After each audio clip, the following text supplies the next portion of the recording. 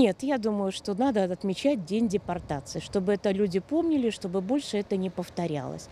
Потому что были депортированы крымские татары, были депортированы болгары, немцы.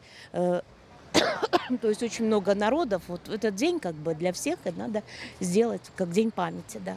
Ну еще ж не все вернутся. Когда все вернутся, можно и праздник устроить. Не знаю. В принципе, можно, почему бы и нет. Стоит.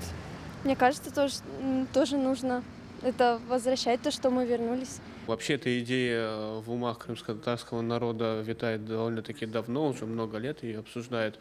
Я думаю, что пришло время провести, начать проводить это мероприятие, поставить на другую чашу весов от трагической даты какую-то более радостную для крымско-татарского народа. Но я считаю, что нам такая дата нужна, потому что мы не можем отмечать только даты прискорбные, нам нужны даты, которые будут как бы выражать положительную сторону нашего народа. То есть мы вернулись, и мы должны это тоже отмечать. Я считаю, что нам нужна такая дата. Мне кажется, это очень хорошая идея, и я думаю, что всем понравится эта идея. И мы с удовольствием будем проводить эти мероприятия, чтобы почтить память всех и чтобы напомнить о том, что наши предки вернулись и что мы находимся на своей родине. Положительно отношусь, и инициатива очень хорошая в том плане, что